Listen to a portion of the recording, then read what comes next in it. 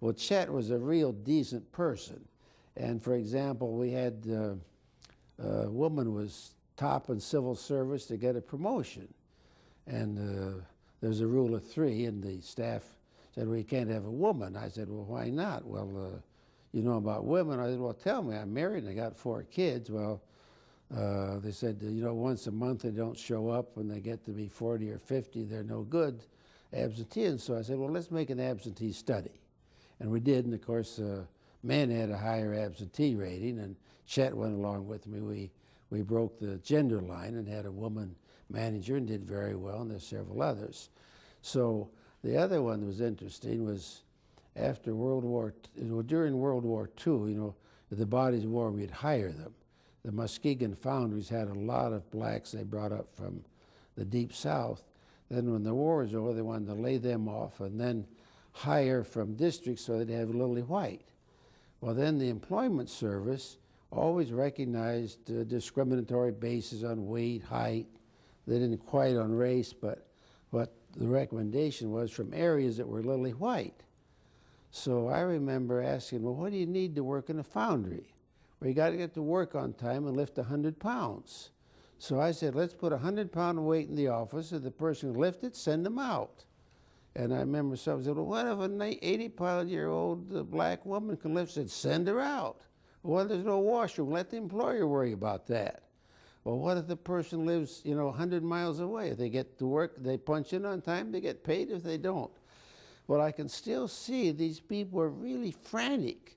Now, what it was, it kind of goes back to my 4th grade teacher in Columbus, because I was a threat to their job security. Here they made their living just going into these fine specs on geography and weight and sex and education, and I cut to the heart of the thing. In fact, I anticipate, what was that famous case in, I think, Duke Power case, where the utility said they'd only hire high school graduates to keep out blacks because they wanted to promote somebody president. They wanted at least to be a high school graduate. The U.S. Supreme Court said, no way. Well, I anticipated that, and Chet Kahn went along with me. And said he was very decent. By that time, we had some other good commissioners. As Ted Hammond, a former senator, Republican, and George Higgins, former Republican, but they knew how to work with people. Then Frank Martell, I talked with him about Jack Casson, and Frank Martell, I would not want him to be on the opposite side. He got Pat Zimmerman appointed, who was very good. He died.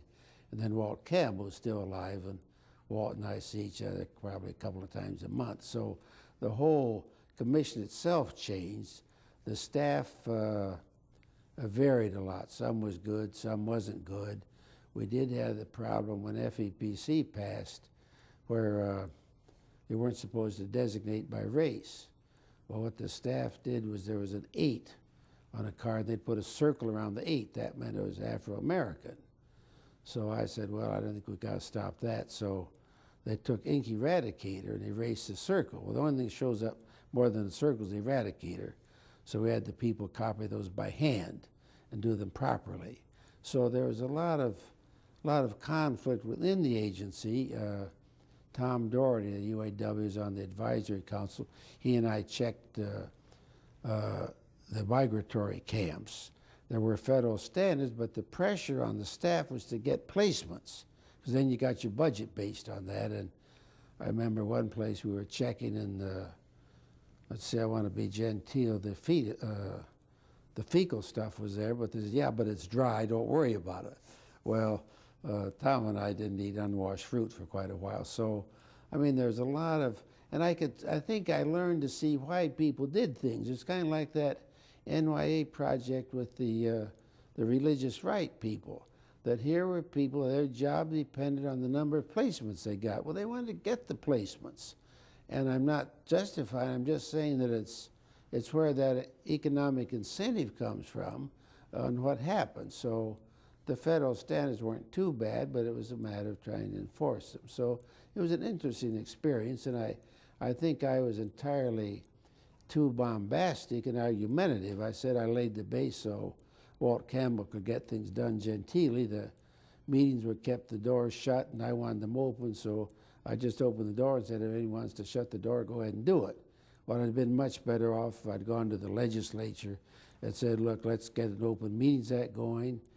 I did recommend that benefits be on an index basis, which later on came to pass. At that time, the UIW person assigned to work with me said, well, wages might drop, which was a pretty cynical approach.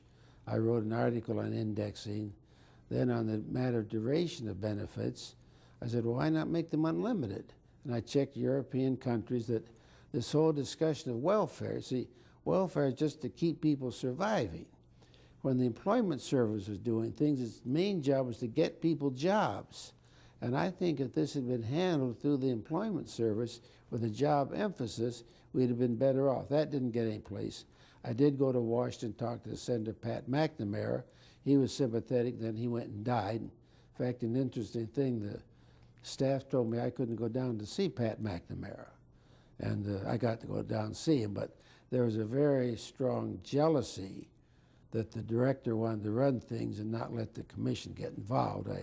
The other thing I got going was a two-way program. There used to be junkets once a year. We'd have nice trips, and I said, well, look, let's have one night with labor, one night with management, see what people think.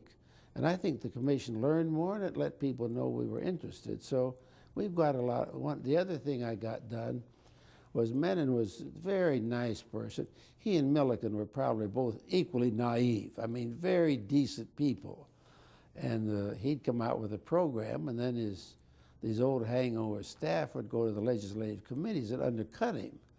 So I made the recommendation that each department, when Menon came out with a program, analyze it. Well, of course, when the boss comes out with a program, they say it's a pretty good one.